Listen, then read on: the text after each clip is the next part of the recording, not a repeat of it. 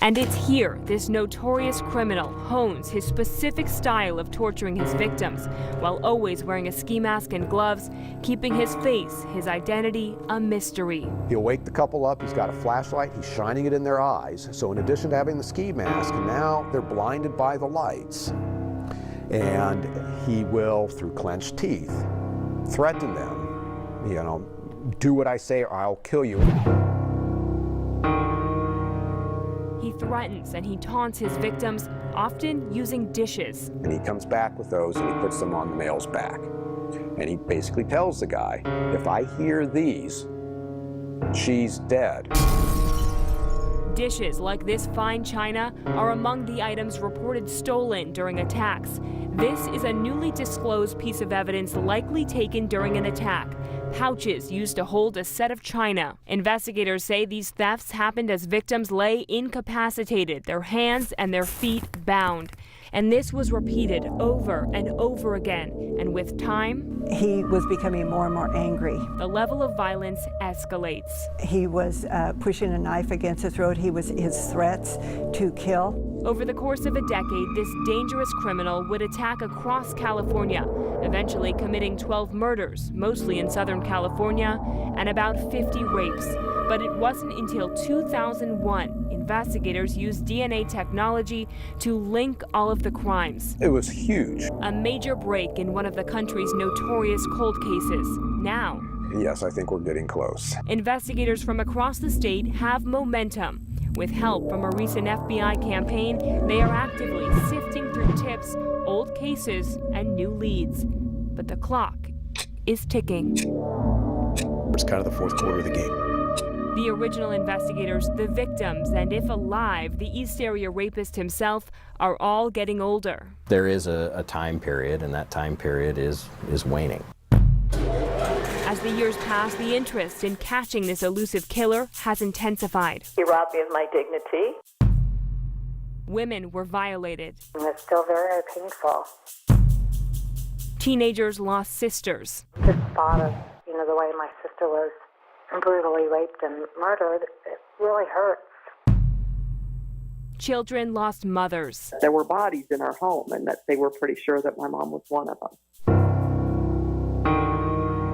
Their pain hasn't faded, but neither has their hope.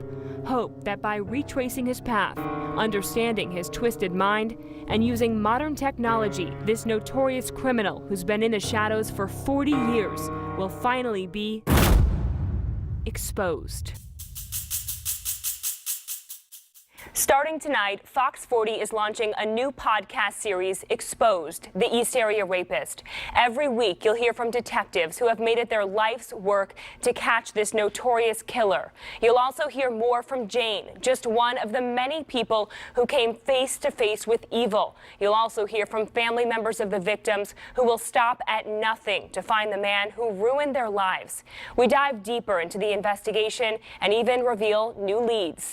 Breaking news right now. Fox 40 has learned through sources that the Sacramento County Sheriff's Department at this hour is working a significant break in the search for the East Area Rapist. A possible arrest might have been made. Again, detectives are working at this hour on this development, and the department hopes to release more information. East Area Rapist, Golden State Killer, Visalia Ransacker, and the original Night Stalker. Those are the names investigators have called this man right here, Joseph James D'Angelo. Tonight, authorities say he is responsible for tormenting parts of Sacramento County, the Bay Area, as well as Southern California. Glad you're with us tonight at 5. I'm Nikki Lorenzo. And I'm Eric Rucker. 72-year-old Joseph D'Angelo was arrested yesterday at his Citrus Heights home and booked into jail today. It comes after decades of investigation, but finally, authorities say they have cracked this cold case. Authorities have been crawling all around D'Angelo's Citrus Heights home on Canyon Oaks Drive all day. Law enforcement from multiple agencies, including the Sacramento County Sheriff's Office and the FBI, searched the home today. D'Angelo was arrested at the home yesterday afternoon. Taking a look at the timeline of the suspected East Area rapist, Joseph DeAngelo went to Folsom High School from 1961 to 1963, but did not graduate. He got his GED in 1964. Reports say he joined the Navy in 1964. He then attended Sac State and Sierra College in 1970. DeAngelo then joined the Auburn Police Department in 1976. Before that, he had been a police officer in Exeter near Visalia. That was in 1973. The East Area rapist attacks started in June of 1976 in Rancho Cordova. His last suspected crime, a murder, that happened in May of 1986. And we're going to continue with the background. Between 1976 and 1986, the East Area rapist is accused of dozens of rapes and at least 12 murders. Here's a look at the state right now, a map showing just how prolific the suspect was during that 10-year period. Most of those crimes happening in the Sacramento area and Northern California before 1980. The majority of the murders happening in Southern California. Tonight on Fox 40, hiding in plain sight, the man believed to be one of the most prolific criminals in U.S. history, the East Area rapist captured in Citrus Heights. We found the needle in the haystack. He's accused of terrorizing communities up and down the state for years, raping nearly 50 women and killing 12 people. Well, very possibly he was committing the crimes during the time he was employed as a peace officer. Tonight, this ex-police officer is now on the other side of the law.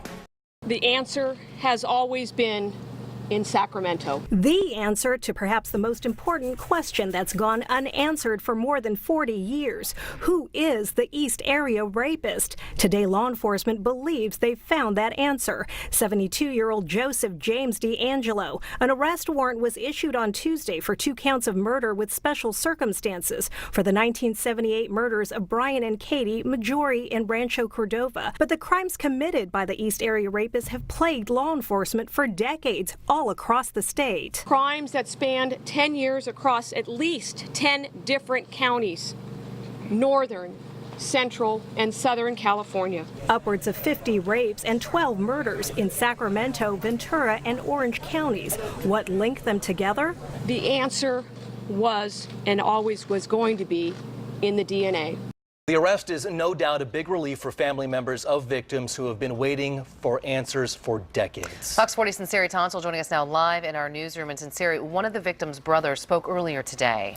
For a long time, Bruce Harrington fought and lost the battle for more criminals to be tested with DNA in California's prisons. Turns out in this case, DNA ended up being the tie that bound cases from all across the state and led investigators to the suspect they now have in custody. Harrington is just relishing the arrest. You get an alarm in your house, you do whatever you think you need to do, and the years go on and nothing happens and there's no resolution, and it just sits there in the back of your mind. The Bruce Harrington's talking about is his sickening, lingering worry over the whereabouts of the man who beat his brother Keith to death, along with his sister-in-law in their Orange County home. After more than 30 years of sitting on the back of his mind, and dozens of other victims suffering at the hand of the criminal known in the Harrington case as the original Night Stalker, and 2 others as the Golden State Killer and East Area Rapist, jail is now the location of the man investigators say encompassed all of those nightmares. Joseph James DeAngelo. This case not only haunted the victims, their families, but law enforcement as well. This has really been a collaborative effort over decades to find a crack in this case. That's very true. There has been just dozens of folks, retired detectives, law enforcement from all over the country. I get calls and emails weekly on this case ever since I've been sheriff. And so it's been, it has gripped not only our region, but the entire state and nation as well for the last 4 decades. Obviously, a lot of investigation going into this, a lot of interviews with the suspect himself. Can you tell us what has been asked of him so far? Are your detectives currently still investigating, or asking him questions? Well, I know that there was an interview last night. They didn't get very much information from him. I think they also tried to interview him today. There's a lot of different agencies, right? There's 6 or 7 different counties here in Sacramento today. So I think different folks were trying to interview him. I don't know if they were successful or not today. I was tied up with the press conference and so forth, but as of last night, they hadn't gotten anything useful from what I understand. I know you were asked this at the press conference today. You weren't able to elaborate. DNA testing, DNA evidence, obviously, is what brought this to where we are today. Yeah. Can you expand a little bit more on what exactly that means? I can say that it's not traditional DNA, whereas if you get a sample and you get a suspect and you say, hey, that's a match, this really is really emerging DNA technology, and I can't expand on that any more than that, but I can say that unlike traditional DNA, this gives you kind of a universe. So I use the analogy that instead of looking north, south, east, and west, it tells you maybe you ought to look east. And so we can exclude those other three directions, but that still creates a very large universe. From that point, it's just dogged detective work that drills down and excludes people and gets down, and that's what got us down to Mr. D'Angelo. And then, of course, we got some discarded DNA, and we're able to confirm his identity as the suspect. Detectives continue their investigation throughout the years. Just recently, they revealed the suspected East Area rapist stole several items from his victims. Not too long ago, detectives revealed new photos of stolen items. They say the East Area rapist took those items from homes in the Sacramento area in the late 1970s. They include a gold college class ring with the blue stone, a woman's gold ring with the ruby stone, a yellow gold Foothill high class ring with a blue stone, a Modesto Junior class ring, and a set of china. Now, with the recent arrest and all the new details coming out about Joseph D'Angelo, people in the neighborhood where he lived are absolutely blown away. Our team coverage continues tonight. Fox 40's Joe Khalil is live in Citrus Heights. And Joe, you're in the neighborhood where this man lived. Yeah, we are. It's been a very extensive police presence basically throughout the afternoon, last night, and still, as you're seeing now, I'll turn your attention to the house where D'Angelo was arrested. But, you know, if you talk to neighbors in basically any neighborhood where there's a crime, because we deal with this a lot, oftentimes what you hear is people are surprised that, you know, somebody was arrested next door to them. It catches them by surprise. But when you talk about such an extensive investigation, we're talking about decades long, 40 years, the word here really was shock. A swarm of FBI agents outside this Citrus Heights home. A normally quiet neighborhood finds itself at the center of a manhunt for one of the most notorious criminals in modern U.S. history. It shakes you to the core. It really does, mostly when you grew up with the fear of him and to find out he lives right around the corner. Tuesday evening, law enforcement arrested 72-year-old Joseph D'Angelo at his home with evidence that he is the East Area rapist and the Golden State Killer, whose 12-year crime spree, which included at least 50 rapes and 12 murders, terrorized neighborhoods like the one where he lived. That somebody as heinous as that could live here. It's just unbelievable. He had a toddler at the time, little red-haired girl. I ran around with just a diaper on. And Barbara Thomas remembers D'Angelo living in this home when she moved into the neighborhood 31 years ago, never expecting the man she often made small talk with could be a suspect in the region's most notorious, brutal crimes. he had to have felt awfully secure that he wasn't going to be found out, because he wasn't hiding in his house. You know, he was just out here being a neighbor. Wednesday, as officers and agents continue to process evidence inside D'Angelo's home, many neighbors are trying to process what seemed unthinkable one day ago. Bone chilling. So I'm shaking. Just a shock. That for almost 40 years, a suspected rapist and killer was living right alongside them. A Citrus Heights grandfather and former police officer will stand trial in Sacramento for 13 murders and more than a dozen kidnapping and robberies. You must injure your attacker. Carol Daly was one of the original Sacramento County investigators on the case more than 4 decades ago as the East Area rapist terrorized this community. To now know that it's come full circle, that he's been identified and he will be prosecuted, I think there will be a lot of healing. A group of East Area rapist victims and their family members had already been planning to come to this convention in Nashville, Tennessee. Then less than 2 weeks ago, they found out about an arrest in the case and everything changed.